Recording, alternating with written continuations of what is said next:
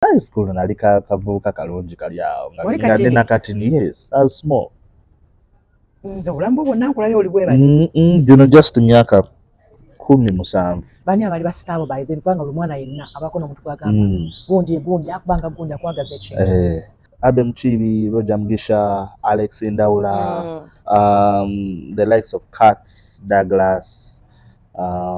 Wali osoma nga Katz ali kumpewo? Namusangako ku WBS. Nga nkyasoma. Kuli mu kirasi? T2 oba? Bannange. Flag ya Galaxy nze njirina. Wanje sebo. Ogiterekawo? Nze ntambula nayo. Era sikiriza muntu kugyogerako. Newe besobeza. Tesobya ubu. Tesobya. Brand tesobya. Ono uli musimu wangu ngubuze era nawe bagamba mwakoze kino ga. Kale tuyinza okuba twakikoze naye twabadde batuufu. Nze Ruth have been in this business for a very long time. Yes. I know how to chase a girl if I don't want her. I know how to get a girl if I want her. I know how to use a girl, or even me, I have been used, so it's the kind of the right word.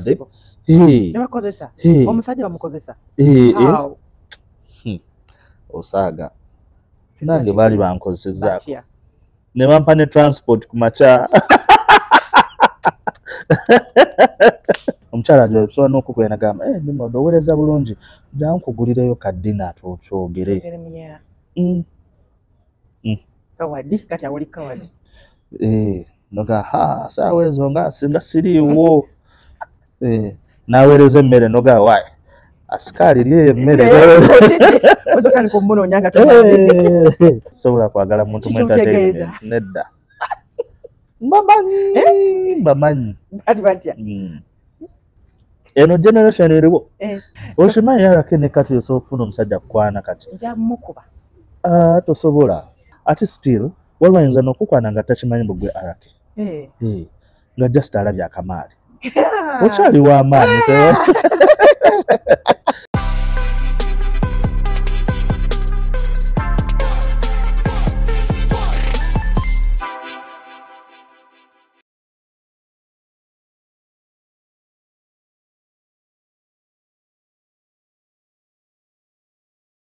obudde bwa kumakya.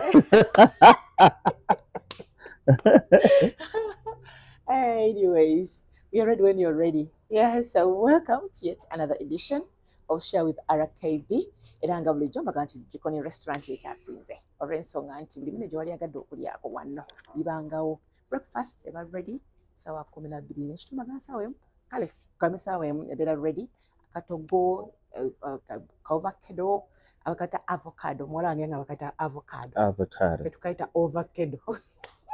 So then begin the juices ne chai na ate wakala deliveries lunch dinner byonna bikolangako naye tekisinga obukulu tifutaali ebeerawo wano kasente akasaamusaamu ate nga nebaddiza abantu like engeri gye abasiraamu gye beeyisaamu nti waliwo abantu abataliko mwasirizi abajja wano basooka nga basibulukira wano ate nga balina omuzikiti sosooka n'osaala actually bagala osooka n'olya entende gereka juice n'ogenda n'osaala n'okomawo n'ofa. So Jikoni restaurant wetuliwo today abakyala nakola leero ndi n'omuba omunene omubebe omuzinyi bamuyise Nimrod era lwaki mwita omuzinyi because Galaxy bo bayita bazinyi so yegwe nayo nakola tugenda kuwayowayo mukutunyumyemu katono wano nawali. Yes my dear, orders are physically ready. Yes. For what? Oh, okay. No worries. We're waiting for you. So when you're ready, you just bring in the orders, yeah? My juice. When you like juice, go siga. That's singa mama oya da kasabye wali kamuwadde kobondetera. Omunene wange ayagala dawati. Kale. So buza okukola RKB. RKB. Yes, RKB. Central Balaba. It's a pleasure for you to give me a call and inbox me. Actually, when I love you, naga.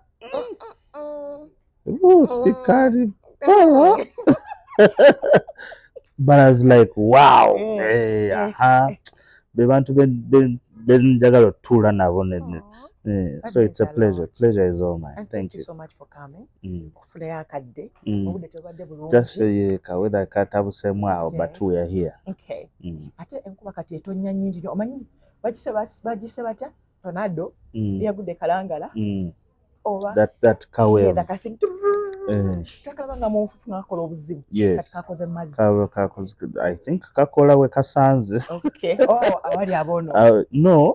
As in bwe kasanga where it's dusty, it will move. Okay. If it's fine water, it will still go. Wow. Mm.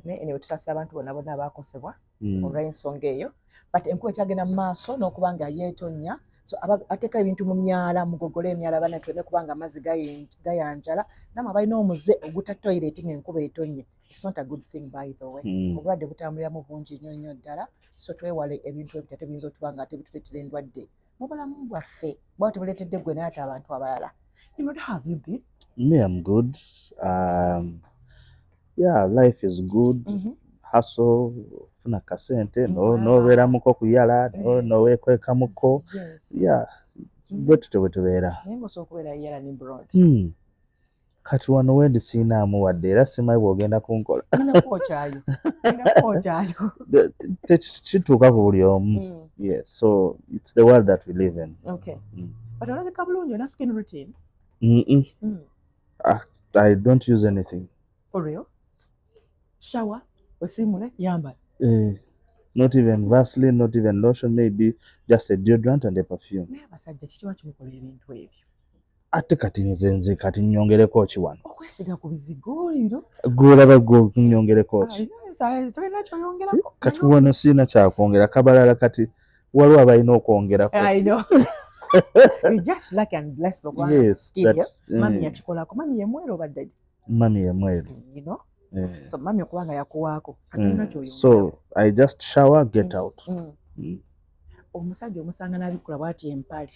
Waliwo nange lwe mba nsiiwuseemuko. That's normal. It is not normal. Mwesige ku bizigo abasajja. I don't know, but actually neesiga ebizigo nga probably ngenda kwambala short like the whole day and I know nyinza osiiwukamuko. Awo ntekakoko kalotion akatono. Ate osiga we balaba? Yes. Wano wansi eno. Omwami omusiga lwampaka ebizigo. Omwami bwanika? Lwampaka naga bbala ngenda kutuulya nonga mukwano. Tujja kusiga ebizigo. Simanyi saagala nnyo okubeera ne sliding body. Manjagala just smooth. Okay. Nimrod is your real name? Yes. Tumanya erinnya limu lyokka. DJ Nimrod. Yes, Nimrod is my real name. Tewali nsonga lwaki nali nzikyusa. Nze kaaliwo. Erinnya lino lya maanyi, olisomeko mu Bible? Yes. It means hunter. I've read about. I've done research on myself. Nti ebintu ebyo by'okola. Wali weegugulinzeko? Yes, Rosie. And you found out they were lying, they were telling the truth, then here so I've also googled my name in the Bible, verse nali mbusomyeko. Yes. Yeah, it's a good feeling. So biki ebyogera ku Nimrod byosomako? Waliwo verses bbiri, I think. One, he was a hunter. Two, he's the guy who tried to build omunala gwa Babeli ng'ayagala kutuuka eri Yesu. Katonda. Y'engeri gye mwagalamu. Naye yakwasi mwesembereza nnyo. Amanya omuntu n'agambalira ddala kubanga oli muntu atatya. Yes. Mu bantu abatatya mwoli. So olaba n'omwana aga nti kazimba omunaala gw'e Babeli batuuke Katonda bamubuuze ku bibuuzo. But do you think that is... It's not something easy. Right? Not even thinking about the idea. Kubanga olina... Okitegedde? Oli serious.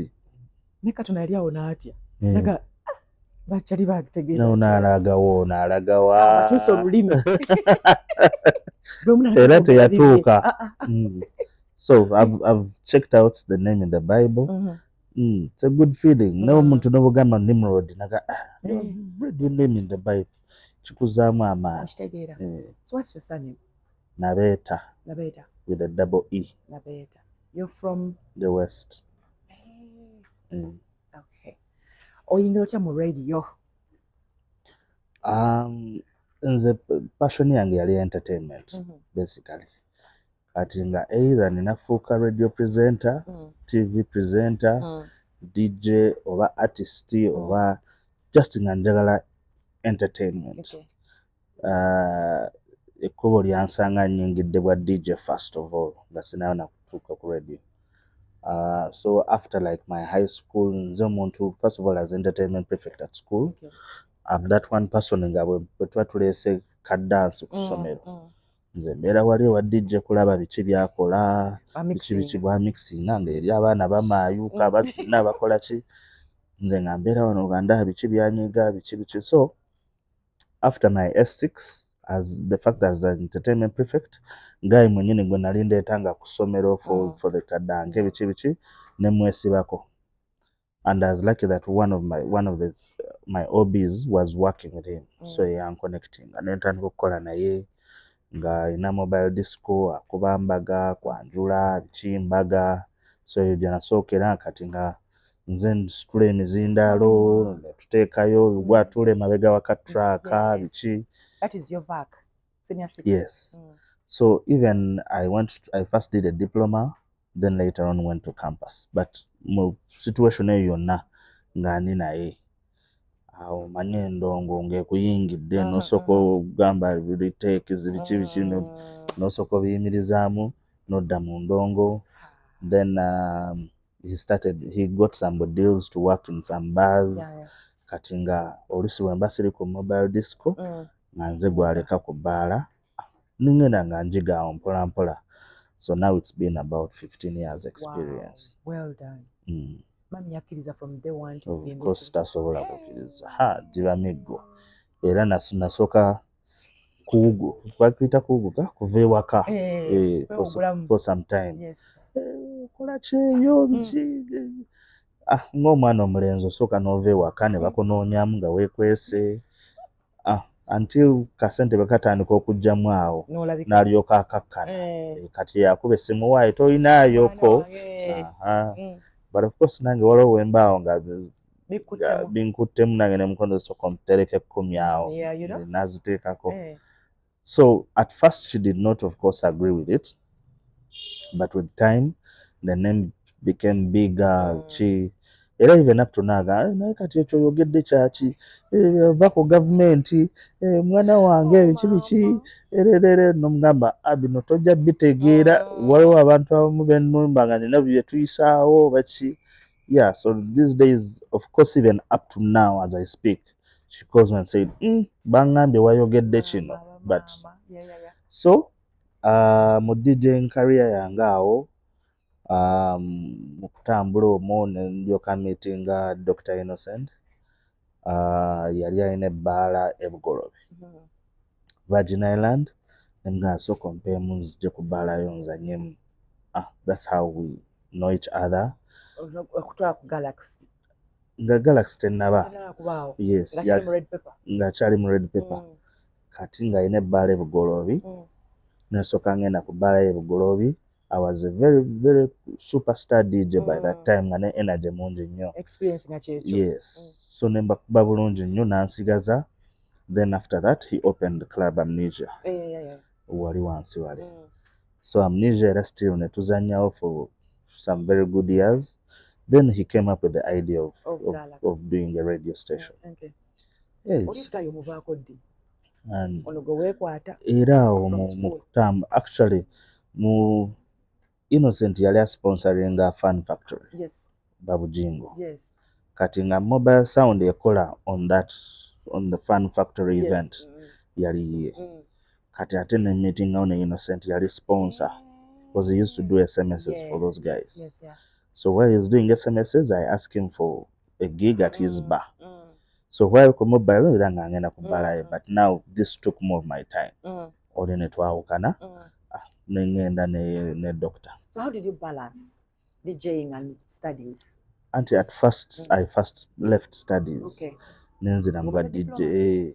Kati mu myaka gya Amnesia awo nga maze okusettlinga then ne ndyoka nzirayo at campus. Nensoma psychology.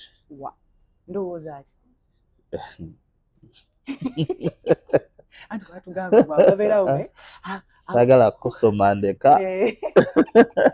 Oyinza okutabukira muli munda mu nsi. Mbyesigaliza. But psychology is a nice thing. You look at people talking, no man, you're totally happy. Yeah. You study facial expressions, hand movement, omuntu engeri gy'atuulamu omanya oyo kugulu kulabika kumuluma kyavula batudde bw'ati. Obona atidde. Yes, so I know all those things in my head. So kwera onotega nti kana akawala nkakubye. Yes. Kali kumpi kujja kunsaba simu. Nabyo nandibadde nkugamba naye muleke. Enda batumanga we batyo. Ne tugenda ne tukola Amnesia. So myaka gy'okukola Amnesia awo after like 5-6 years nafuna idea ekola radio. Ne tutandika ku radio. Wakyagalawo? Business competition. Yamaliriza nga awo eriwo yekka. Rouge had closed. There was 9 Degrees had closed. Mateos had closed. So yesanga nga ali ku street yekka. Ebbala zikola nga zeeriraanyeemukko. Yes, when you're on the street ng'oliwo wekka, people have got to come specifically for you. Ffe twali mu business nga we were one of the best clubs because omuntu Rouge bwekutama ng'okkirira wansi. Eri bwe wakuba wange ojja naffe bwe tukuba wange oyambuka. So yalinga rotation yawo. So mu competition yamwe ebeera healthy, tebeera bino byakufiirawo. Eba healthy. But of course engeri gye nali nkola awo kati nga mu Kampala sisobola kuzanya mu bbaala yonna oba mu club yonna because as a resident DJ at Amnesia. If I wanted any gig I would have to go out of Kampala. Okay. Like Mukono or Mbarara or Masaka. Naye nga mu Kampala I would only play at Amnesia. Yali boss wo oba yali partner wo? Boss. Because abantu abasinga bali bagamba Nimrod alina mu shares. Siyina mu shares. Although nkitwala mu linnya lya Yesu. So natandika radio netugendawo netusooka tuteekayo non-stop chief for testing signal and things like that. My very first show was on a Saturday morning, which was also very hard because Amnesia said yali on its peak. Kati nga bw'ova ku bbaala ate n'ogenda ewaka oba tojja kuzuukuka. So you'd rather go to the radio station ne weebaka awo n'ozuukuka n'otandika show yo oluusi n'enjeebakira namu because oba okooye. Show yali ekwata ku ki? It was just a Saturday. Just music. Wake up, I was DJing on the show. But at one point in Ezitoa. So that's when I went to the mid-morning. Nali simalaako jjukira otuze mu bbaala on Friday night. Then at a Saturday. So yeba yeetaaga omuntu nga azuukuse oba yeebaseeko nga ali fresh. So nengenda ku the mid-morning show from 10 to 3. Gye nakola for some very good time. That's when I became a star on radio. Yeah. But ani yakuyigiza radio? Because wano natwogedde DJ. Anti kati mu DJing mubamu okwogera mubamu. So okwogera ku microphone nali used to it. Nga mmanyi ekyokugamba abantu. Ku Amnesia we used to have like campus nights and we used to host artists. Kati nze MC. Nze yogera awo bwana nembutizinga biki then nendyoka ndeeta omuyimbi. So mwalimu ka experience akako holding a microphone n'okwogera ku muzindaalo. But radio ne MCing bikyukamu? Yes, bikyukamu because radio batolaba gw'oyogera naye. Exactly. So you assume. And MCing of course oba obalaba. Yeah. But because MC wa club era it is fun otusuwa birango. Okitegeera it is fun and engaging. So wano bw'otuukawo kiba a little bit babanga ba Luganda-ish. Tosobola kuleeta problem omwogezi w'emikolo n'omuwa radio nga yeetaaga okukyamula biba yes aba amanyi ekikulu kya kumanya kwogera then bw'otuula wano n'olyoka omanya ekyokwogera. Yeah. Okay. So wakujja eri ku Saturday wakuzze no mid morning. Yes. Watwala energy y'omu because remember here you're working with two people. Nze ndi muntu wa vibe. Anywhere you put me I can blend. Era omwaka ogujja ndatandika kwogerera mikolo. Tokikola. Okikola mikolo ki? Gy'okwanjula. nfuke babakiddawo ennaku zino Lord oba okikoze nsobola okikola n'okubanga n'oluganda olutuufu just kumanya bigambo bituufu byakwogera nkubuulira I don't know, but me, anything I try to do, anything I put myself onto doing, era ekintu bonna nga kigenda kunzitoera sikiwa nnyo budde ne bwe mba nga nsobola okikola but nga ndaba waking up bla bla bla ngamba ekyo kijja kunsonga. Naye wakera ku makya nolowooza okukolako ku radio oba just kyajja buzinga nali nkyagala even in my DJing ngera njagala kubeera ku TV oba radio. Yes. Bani abali basitaabo by then kubanga buli mwana yenna abaako n'omuntu gwagamba gundi akubanga gundi akwagaza ekintu. Roger Mugisha. During my primary school, I used to listen to Kalisolis, and those guys used to be very funny. Funny how they are still on radio. Bachakola ko. Alikom. Abe mchibi aliwo mpozi ne kawenja. Because my nagenda ku Buganda primary school, but I used to stay in Chireka. So by that time, taxi to some town, Kalisolis would be on. Yes. So the likes of Katz, Douglas. Wali osomanga Katz ali Bumpeo? Namusangako ku WBS. Nga nkyasoma. Kuli mu class? T2 oba? Bannange. No, kimanya abantu ba entertainment tebakola. Tubanga basomesa. Because he's still fresh and clean. Okitegeera. Era kana abana afagena musanga wela kana bwati. Nze nina n'abensanga ne bangamba wajja wano n'otukuba disco nga ndi mu S2 was like naye babigamba. Nange babingamba. Nze nabimanyira. So mu entertainment tosobola kukaddiwa. Oba kiki? I don't know, but it keeps your mind fresh. Yeah. Because no olaba ba Abe Muchibi bakyali. Of course sir. Okitegeera. So Abe Muchibi, Roger Mugisha, Alex Ndawula. Bagaya abo nali mbegomba. Ate Ronnie bamwegomba. Yes, ne Ronnie. Omwana yatwebasanga tulo. Kito mulave ekyo. Actually ne mid morning nakolako some section of love. But era nga inspiration na kibi kyobijja ku bano bagaya bakusooka how they talk. Because my first part of the show would be hyper. Yes. But when I get to midday, I slow it down. Yes. So those guys tulina bingi bya nabayigirako. So butulina radio ya kakati ne ya radio by then ebyo yogerako. Olaba nga radio yaffe ekula biki bye tusudde biki bye twambusizza. I think ekula because first of all right now it is even on social media. Because edda wayambalanga nga bw'oyagala otumanyi, but they just need your voice. But now you have to be smart even when you're going on radio, because you're going to take a picture, you're going to record a video, you're going to be live on either YouTube or your social media, so you have to be smart. Number two, you have to be responsible ku bigambo by'oyogera. I don't think back then bali bafa say the disabled people, the mothers, what, bintu ebityo, the etiquettes ze batuyigiriza on radio. But right now you have to be very careful on what you say. You either keep it fun. If you go politics, you also have to be very careful. Right. And then of course it teaches you to be punctual, because with radio and TV people won't wait. You have to be there. Sell time. You sell time. Yeah. You have to be there. Yes. Then you learn how to engage with people, because kati dealing n'ebizibu by'abantu almost every single day. Like you don't have problems. So or manya how to deal with people and different kinds of people. Because today it's this problem, tomorrow it is the other one.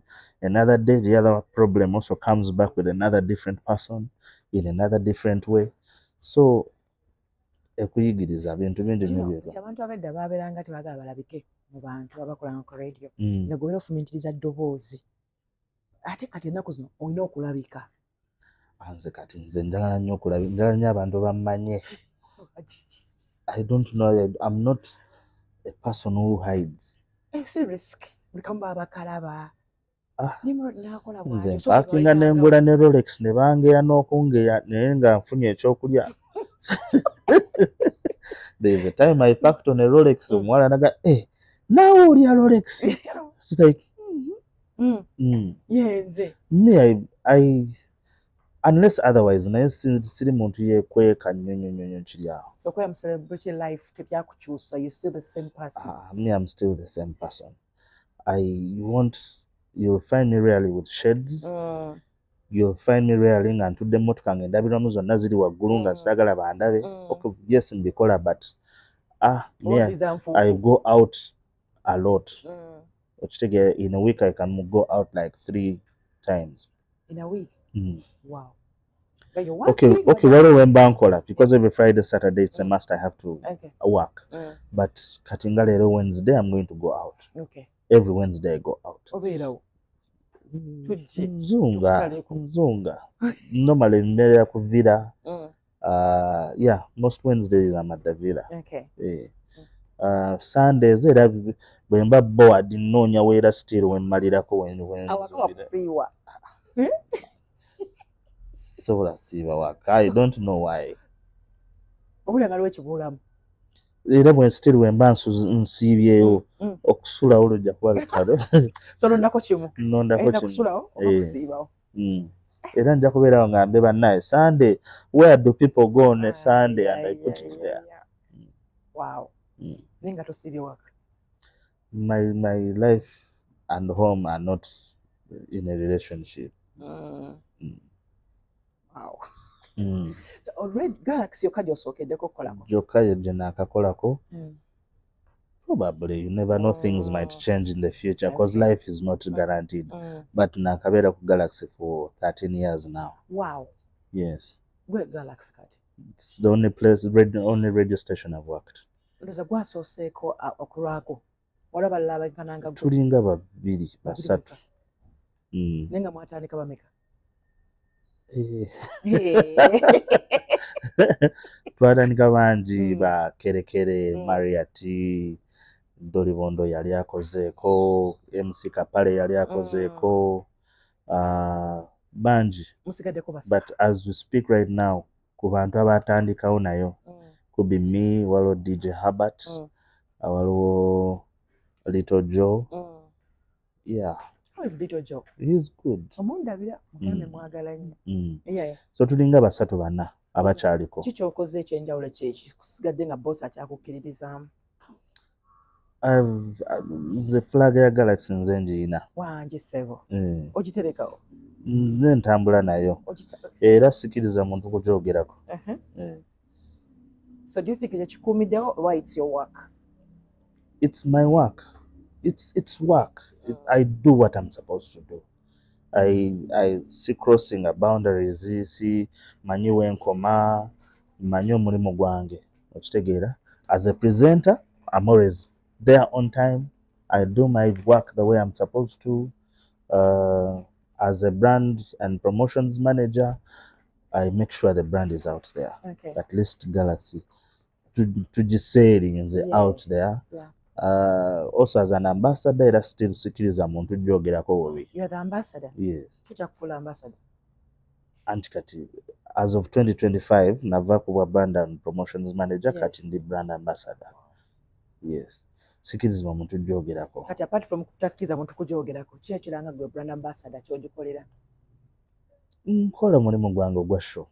Because I started from the Saturday show, went to the mid-morning show. Now I'm doing the evening show. Yeah. 3 to 7. Ngamba kwera ambassador wa Galaxy kyetaagisa ki?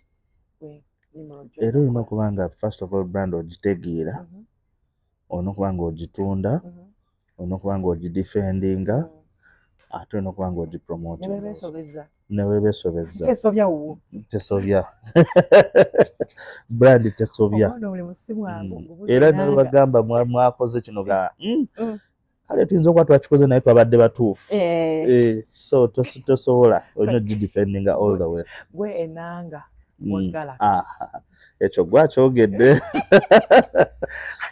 Obeeranga naye mbutuufu ekyamufuyaddala ambassador. Ani enanga era waali ali okay. Sajja ekyo kidefendinga nnyo government. Kikwasa ekisa. Nze nkyagala nnyo. Bakola byo kijjako ku lwa spokesperson. Ko singa tukyakiraba n'oluganda lwaki olufu. Balagezezzaako. Yes. Tosobola kumisinga kyayogera oba ojja kitegeera. Ennanga nange mwagala nnyo.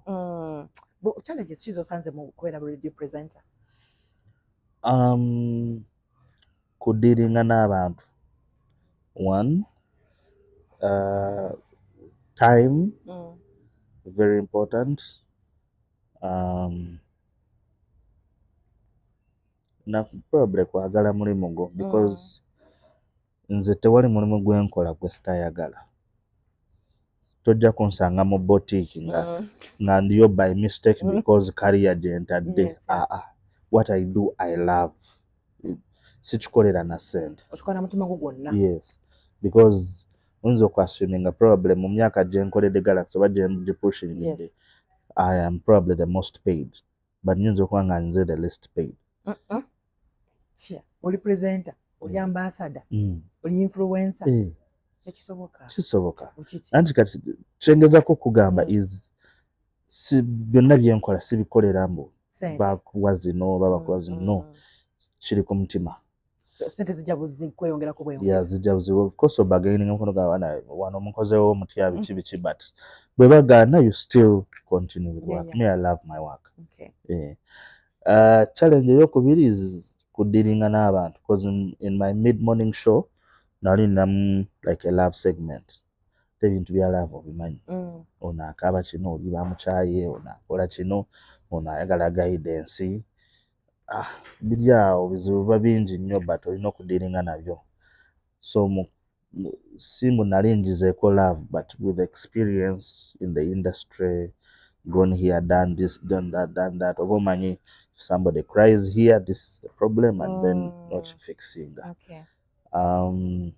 Then of course more DJing late nights. I am lucky that I've never really gotten an accident, never been robbed, never like sifunanga coaches. Nera nchebaza mukama. I don't know why, but ekyo nchebaliza mukama. I'm a very careful person by the way. Ate owandina coward. Tekisoboka. Azin wongamba toddamu kuyitaawo. Owuliriza. Siddamu kuyitaawo. I don't know whether that's being a coward or but nze ntya nnyo. Ekyokutya sala kikuteekako. Bintu bingi byenkoleremu nga muntu omuvumu yasobiyingira ni mode. Waliwo byennyingiramu nange nga kino nkisobola. Katosa kuba coward. Maybe. Ogenda ku kintu ky'omukwano byoyo segment yoyina nga ey'omukwano. Oluusi tebyakuyingiranga. Sometimes kati olaba nze manyi okola n'abakyala. Nakubulira ennaku. Oluusi ngenda okulira nga tandise obyetikka. Tandise okubeera okuwulira ennaku eyo nga etandise okunnyambala. Nga buli muntu omulaliikirirako, nga buli omu omulowoozaako. Okubeera nga eyo segment. Ebizibu ebyo tebyakwambalanga. Of course ebimu bikwambala. Olwo omuntu aleeta ekizibu nga naawe kyolimu naye nga tosobola mulagamu naawe kyolimu. Ekisooka.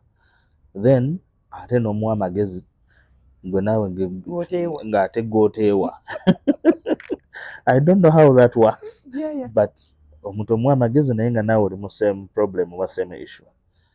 Then ate waliwo boogezaako okuyamba ne bakufuukira problem. Either omukyala najja oba omwami najja nga alina ekizibu ku mukyala we oba omukyala najja nga alina ekizibu ku bbaawe, then ate bbaawe n'akutabukira lwaki oyingira mu nsonga zaffe. Okitegeera. Ate nga tozingidde mu bubi obadde tozimanyi nazimanya, you're just trying to help. Then ate waliwo ebiri a little bit dangerous because waliwo there's a guy yaŋŋankubira mukyala we ndawoba mwezi oba bugakola betya ng'omukyala alina ebbaawe ate bbaawe musirikale. So ndi awo nzija essimu nkube essimu. You talk to my husband. Genda okwegana gwe ayamukano gundi ne gundi. I think it is a wrong number. I saw that coming. So ne weebuzaabuza n'obala ngu ekyo badde otomedde. Then ebirala biri awo waliwo obuwala obeera mulaavu ate ne bumaliriza nga gwe bwagala. You see, you know, yes. Baby, you're so nice, you're so gentle. Ate the other big problem is sometimes we don't know fans' reactions towards us. Like, I don't know whether you've been at an event and a girl comes and hugs you, and okay, it is fun love, but nakulemerako. Mugaba na oba notamanya hug eno nginterpreting entya. Is it a fun hug? Akunywezezza oga nomaliriza nga ona oyagala musaba kanamba gwennawa Kasuku eyamunsobolera omusajja nga bayakedde ku ddembe nabaga yakoze breakfast fun love bagamba nti funa omuntu gweyagala okuya naye waliwo ddembe yakolanga ekintu ekyo gunoya naye ekyemisana ng'aba yakulonze nga tolina bwojja ggaali nakubera nga oli uncomfortable nogenda kikola tomanyi exactly kyayagala oba ayagala kukulya oba akwagala nnyo ojja kinterpretinga nga bw'oyagala naye abamu tomanyi does she want to use you or it is a lot of love. So some of those things biba bituzibwalira naffe okuinterpretinga okitegeera. Omukyala ajosobola n'okukuba nagamba nimodo oweereza bulungi jjangu nkugulireyo kaddina twogere. Kawadi kati awoli kawadi noga saawa ezo nga singa siriiwo n'aweereza emmere noga wayi asikaali lyeyo emmere ozotandika omunoonya nga akuteeramu akantu n'otandika omunoonya nga tokyabitegeera. So ezo challenges nyingi nnyo ze tubeeramu era akati gwe as surviving noba nga okyali wano fumbula mangu I think maybe kikucontrollinga ogamba bw'anaamanya bw'anaakola ati those things kiyambako oba olina okwecontrollinga at one point. Of course, okay, at one point tulemererwa naffe n'ogwa mu muntu n'omuvaamu ate olusoyinza nagugwe nga ne fan talina nakugamba naye gwe kennyini noba gwe weetutteyo waliwo olaba faano nga naye kyana ekyo nga kiwuliriza nnyo rediyo yaffe kimpuliza nnyo nga ndi ku radio kajanga kimpulirizeemuko mu HD. Some have fallen victim. I like that. We are human. But how do you control? Because kati watandika abagena ku owning. The Ruth have been in this business for a very long time. Yes. I know how to chase a girl if I don't want her. I know how to get a girl if I want her. I know how to use a girl, or even me, I have been used. So it's the kind of the right word. Omusajja bamukozesa. Osaaga nange baali bankozesezzaako ne bampa ne transport ku makya.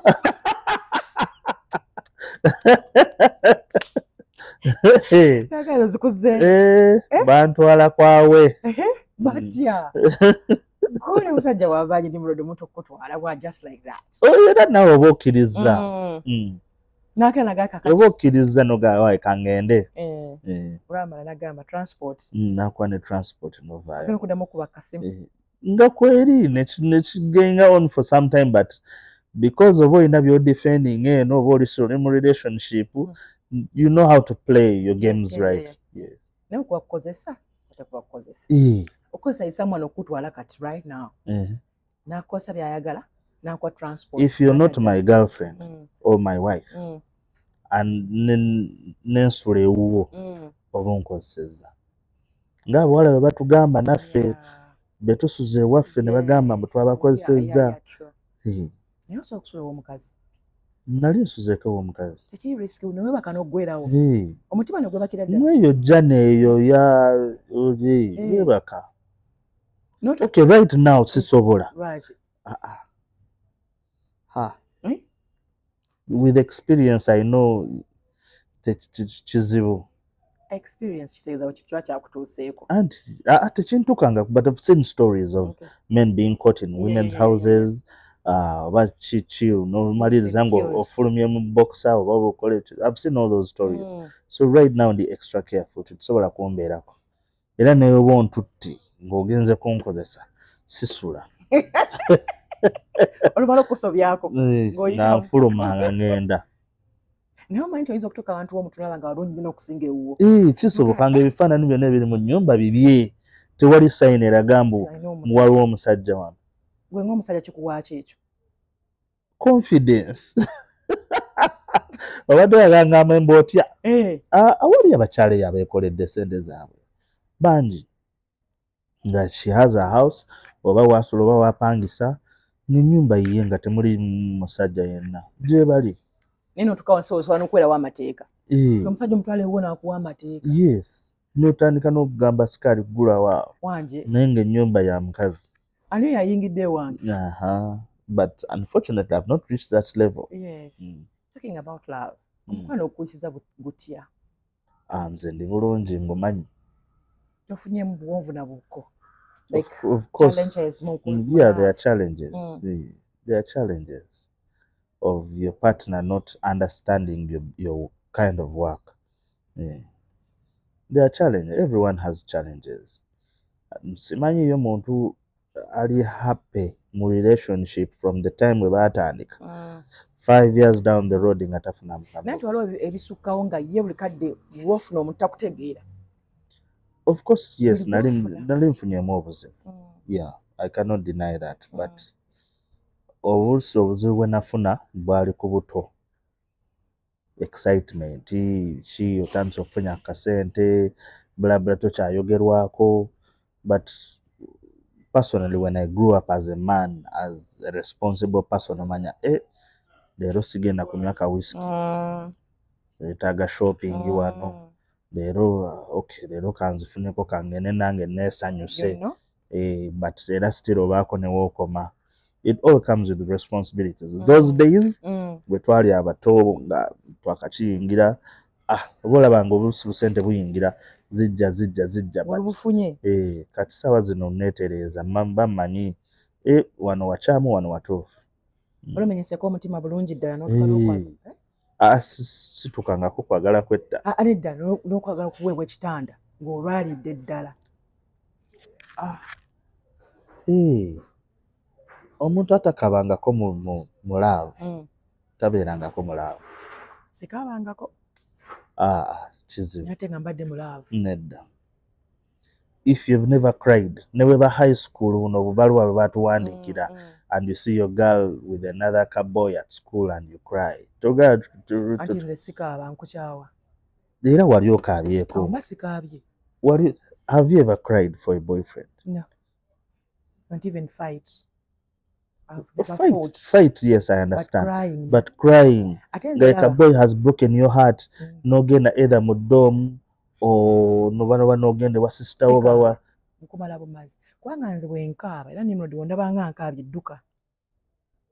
Bwe nkaaba bagenda kukuyoola. Naye nga wali oyoddeko omuntu. Kati kitegeeza tosobola kuyoola. Banjoola bubi. Ati tuyoowe wali weerabyeko ng'oyodde omuntu. Kati which is which? Wali oyoddeko omuntu? Omuntu nga siraavu. Nga byalaavu. My sister. Mwayagala musajja yo? Kikola. Wamala kintu kyange nga sikimuwadde. No, we are talking about love. Love, so sister, so muze wapala. You've never cried? No. Have you ever slapped a man, a boyfriend or something? What you cause? What have you done? I love. I'm not a fighter, I'm a lover. Yes, but ate nkuleka mbebange byokusaaga nene nkiteera ddala ebya ddala. Yes. Kubanga nze twakula mama afa atugamba olina ekitiibwa ng'omukazi. Omukazi talwana.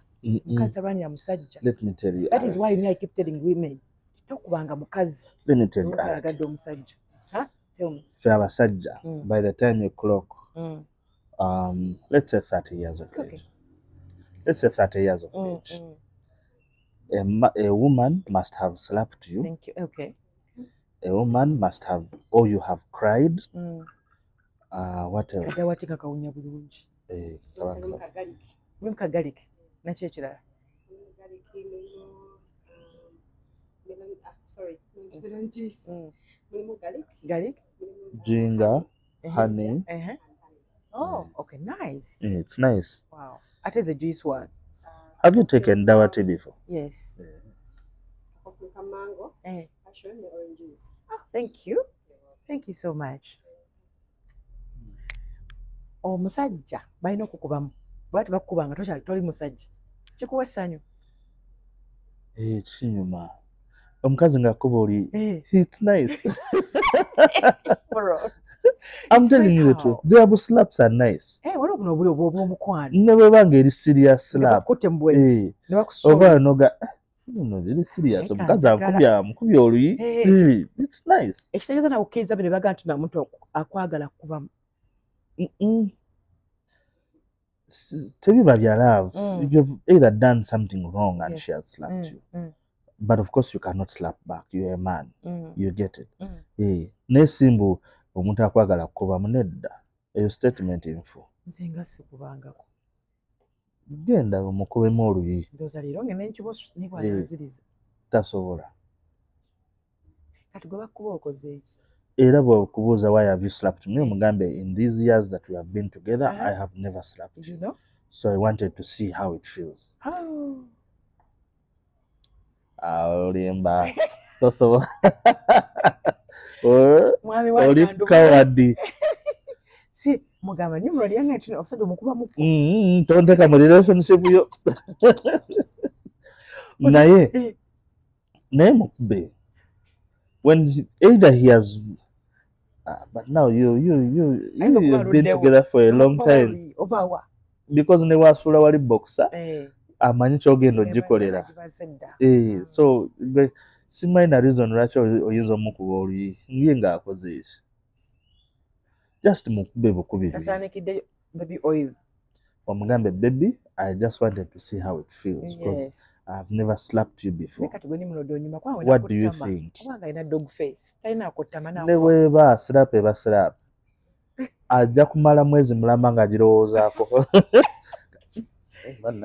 Tubiraba mu movie. Kazi yankubye oluyi naye sinategeera yankubidde ki. Nebbala wankubidde ki. So at least kyemanyi mu relationship omuntu oba owangadde naye mpozi nga byakiyaaye either olina okuba nga wali okaabyeko especially high school love eyo yatukaabyanga oba si kyekyo nga omuwala yali akukubyeko oluyi high school yatugwakaabira mu high school era high school omuwala kukyaye yakulabisanga okaaba tebandaba high school nali kavubuka kalungi kali awo nga ndi nakatini yes I was small nze obulamu bwonna nkulayo oli bwe bati gino just myaka 17 kyokka nkulabira emyaka 7 I used to be a small ne when twali ku amnesia awo actually amnesia wait we yatandikira awo ne ku galaxy okay ani yakaabya baali bamuyita Rachel yakushawa she's married now. She has a man. Mama. But mwede mune mwesangako naye nga manyi waali naye sobola gendayo kubanga omanyi nti okiyinza okugira mani nze mpa nnyo respect abantu she's actually babaawe bayiye bali mu bar business balina ebbala but I think she can't hire me because I know she's hired DJs bensinga n'obwakabi naye nze tasobola so I think knows I respect either jumper oba gye yeewa so nange njimuwa tamanyi wayinza kweyisa around you yeah oba omwami we I love that are you married by the way almost kitegeeza ati marriage yebulayo yokka eyo step yebulako yokka yes wali ogenda okufuwa seera oba n'obaakyawo anti byonna nabikola dda so obufumbo bwe busigaddewo bwokka naye nga tuli bwe tuti naye presenter azin sobola kwagala muntu mu entertainment nedda bamanyi ati batya eno generation eriwo myaka Say 10 years. Sisobola. I know ourselves and what we do.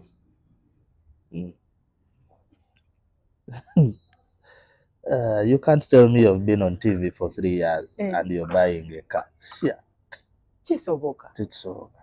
Omanyi waliwo abantu abagulira emmotoka nga ku musala gwo bajja. Nkimanyi. Nga especially oba okola morning show nga tebajja kukima. Risky bagamba funa emmotoka. Gwe lwaki ogifuna nga nze gwokola naye nze sinagifuna. Priorities za njawulo. Yeah. Nze twemanyi. Nze ndi mukazi gw'oli musajja. Exactly. Yes. You have more privileges than me. Tokola kintu ekyo. Bwe kiri. Oshimanyi yalake ne kati osobola okufuna omusajja kukwana kati. Nja mukuba. Tosobola. Kati ngagenda you are a celeb. When omusajja wakutuka ugamba hi, how are you? You talk to them nicely, but you don't know their intentions. Yeah. And tomorrow he'll call you and probably buy you a car. There and then. Neka ni mrodo bagenda kunkwana ongena kungamba ki. Anti kati gwe temanyi na China kibagamba. Ati still waliwo ayinza n'okukwana nga takimanyi mbu gwe arake. Nga just alabye akamaali. Okyali w'amaanyi sikulimba nga takimanyi gwe Ruth Kaliba. Just akusanze wano ku lunch nga omukyala nga w'amaanyi nga takimanyi najja n'atuula naawe nawe kenyini tojjaayo profile. Hello, how are you? Me, I listen to what people say. I don't judge them immediately. Mama say you after like 2 weeks nalyo kagamba kyogamba mbadde ku ngoma nnene. Ngamugali n'abaana 7 ekiti naye ng'obafaanana. Ate olina bafaanana. Gwe kimanyi omuntu atakumanyi osobola omugamba tolina baana. Yo still sagala kukompeyaringa nandibadde ngamba gwe tunuulira gondi. So even me, I meet people that don't know me even up to now. Waliwo abantu benatuula nabaawo bekiwa olwali like a whole hour bikibi until when somebody mentioned my name. You are the Nimrod. Nga gwe Nimrod oweda ntudde naawe nuga naye nga twali tudde like a whole hour tuli mukunywa caayi bikibi. So abamu tukyalina okukola nnyo. There's where you go and people don't know you. Amanyi go gali ludda wa? Simanyi. Either mu DJing oba mu radio presenting. Mu DJing nalina n'amaanyi. But still when agenda ku radio negeeyongera. So that is a hard question for me to answer. Some people abasinga abamu bamanyi ku radio. Then ate abalala abasinga bamanyi ku kati gwe uli amanyi go gasinga kubeera. Nze njagala nnyo bwa DJ kusinga bwa radio. Abana wayagala DJ. Bwa DJ wansingira ddala okwagala. Singa okyusizaamu omulimu nga sitosa kuba DJ wadde okukola ku radio. Mulimu kyomala gosobola okuyigiriza. Bangenda kudda mukyalo kulunda. Kulunda ki? Because manyi okulunda. In my high school, actually from primary to secondary school all throughout. Nga buli holiday, omula Friday, Saturday. Mukyalo. So I know how to milk, farming, manyi bulungi nnyo. Manyi buli kikwatagana n'okulima byonna mbimanyi. Wow. But nze muntu gwosobola okugamba kati dda mmwanyi nenzira mmwanyi nenzitandika ate nenkikuba. Nze sisobola kulemererwa mulimu.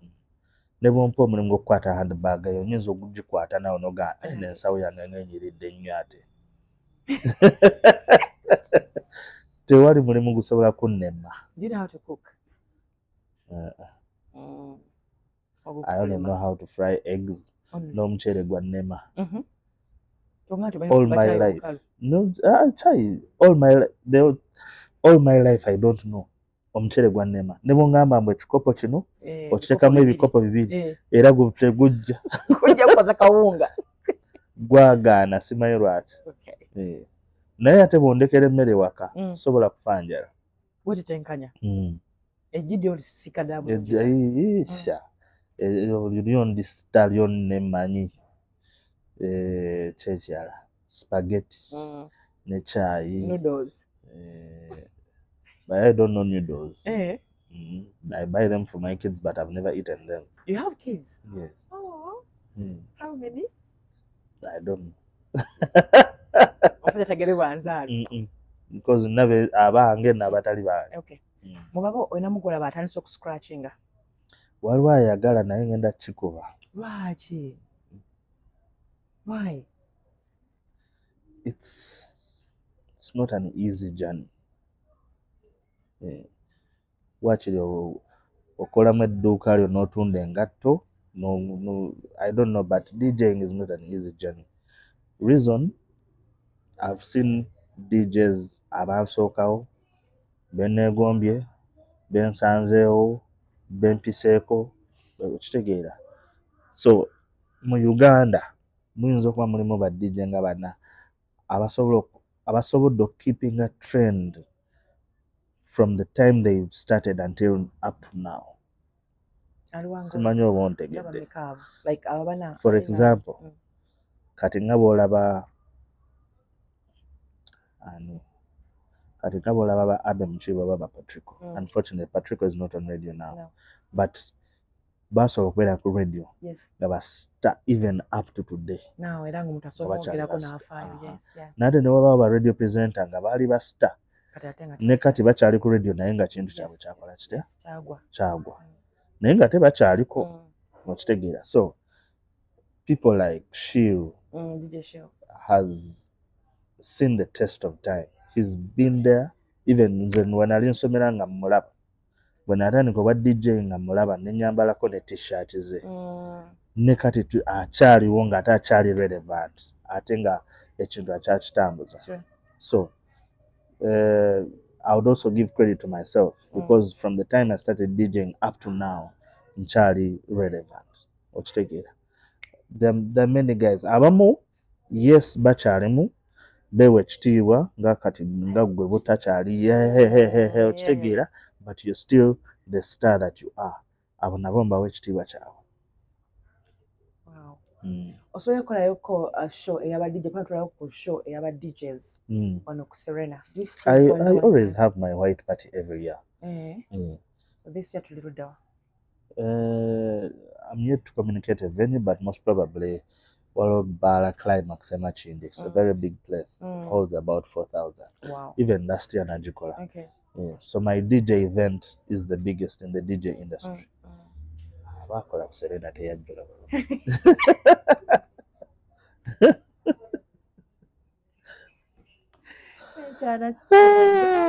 Nah. Serena yonga nene.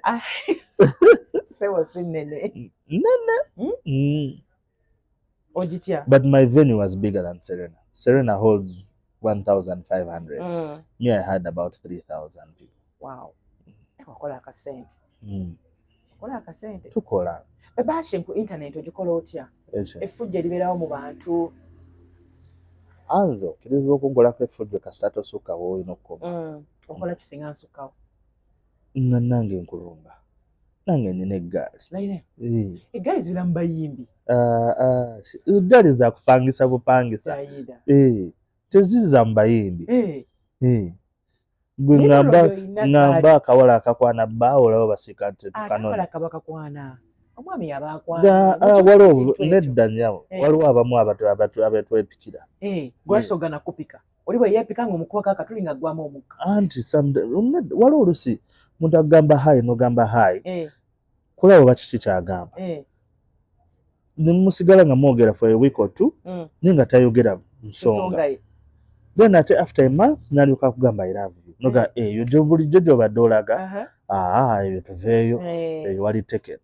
Naye nga tomaze like some good time nga mwogera. So you cannot know what they want. Eggaali teri owninga ggaali wano e Uganda. Bazipangisa bupangisa. Teyiyo esookuggya ewange. N'egenda ewadyo.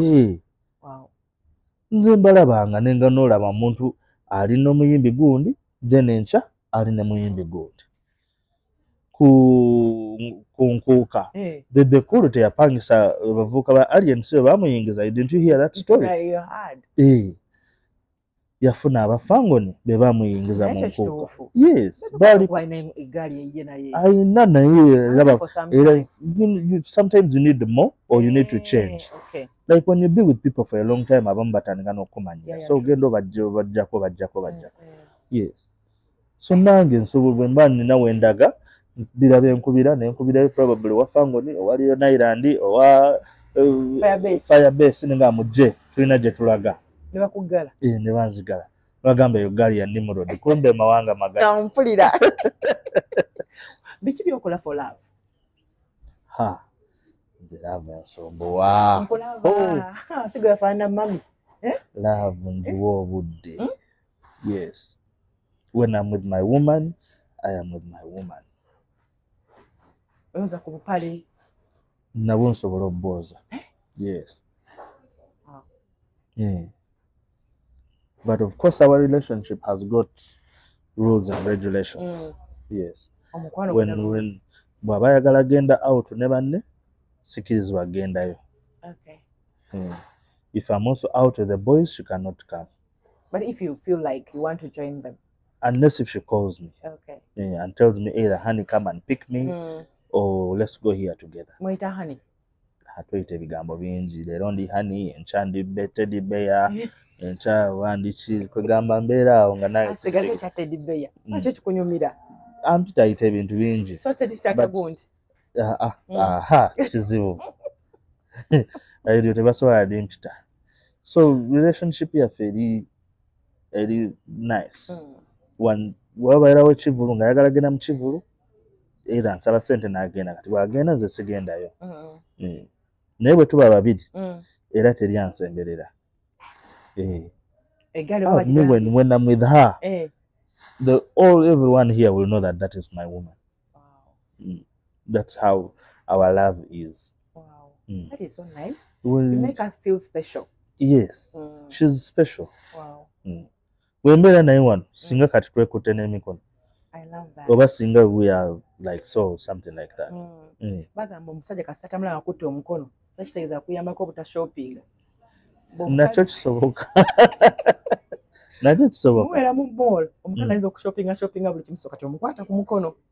Nga ayo togendayo tubeere wano.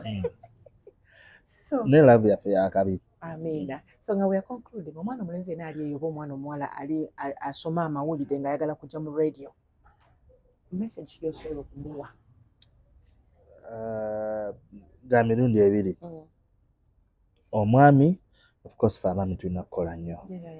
Omwami you have to work almost 4 or 5 times the woman. If your show starts at 2, omwami by 11 olina nakubeera ku the girl can come at 1:30. Why? Unachoisao? No, these are facts. Okay. No, these are facts. Fabasajja, in any business, not just radio. Fabasajja tulina kukola like 5 times more than the man, more than the woman. Never oli mu boutique.